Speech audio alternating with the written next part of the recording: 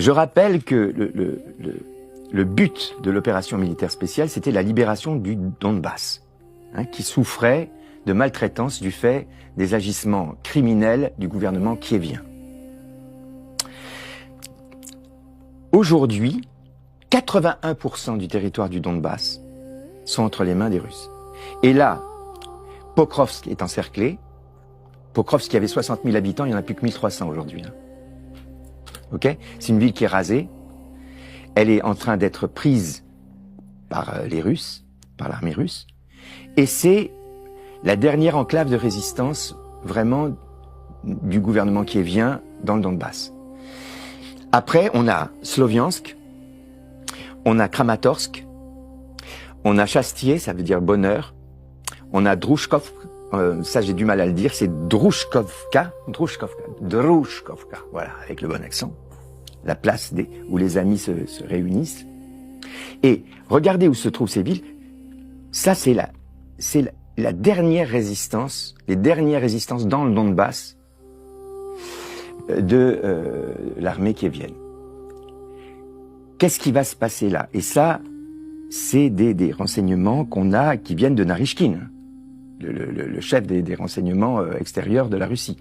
Ça a été publié dans Spion, qui nous explique exactement ce qui se passe là-bas. Bon. L'idée, c'est que là, maintenant, la guerre est perdue pour Zelensky. Elle est perdue. Elle était perdue déjà au départ.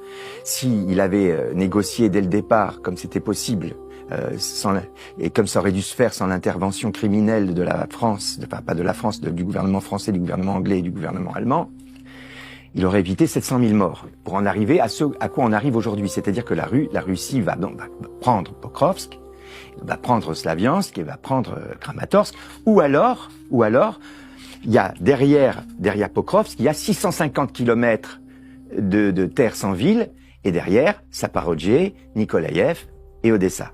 Donc ça veut dire que là c'est fini, d'accord? S'il n'y a pas aujourd'hui l'Union européenne pour maintenir cette guerre, et je rappelle que Zelensky a voulu quand même négocier 4 fois, et que 4 fois, c'est le gouvernement français, le gouvernement allemand et le gouvernement anglais qui lui ont interdit de négocier, tout ça aurait pu être évité, et sans l'Union européenne, tout ça aurait dû être évité. Du coup, le plan c'est quoi? Le plan c'est que ce que nous disent les renseignements généraux russes, et de sources sûres, c'est que le plan aujourd'hui, ça serait d'envoyer des soldats français à Slaviansk pour aider le gouvernement kievien à conserver une enclave dans le Donbass, de résister à la montée de l'armée russe, que bien évidemment, ça n'arrêtera pas l'armée russe, que bien évidemment ces soldats français vont mourir, vont être sacrifiés par le gouvernement actuel de la France, et on va utiliser leur mort comme casus belli pour déclencher un affrontement direct entre l'OTAN et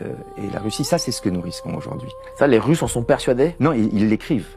Ils l'écrivent dans leur rapport. Dans le rapport des services secrets. Oui, mais si ça se passe, faut la chose, c'est la Troisième Guerre mondiale. C'est la Troisième Guerre mondiale. Et ça, leur programme, c'était de faire ça au printemps.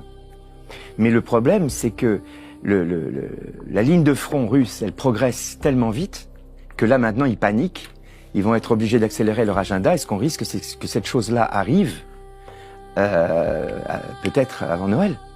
C'est pour ça qu'il y a urgence à dégager ce dingue, c'est un dingue, ce type est un dingue. Van der Leyen, ce sont des dingues ces gens-là. Ce sont des dingues, c'est des psychopathes, et ils ont les codes nucléaires.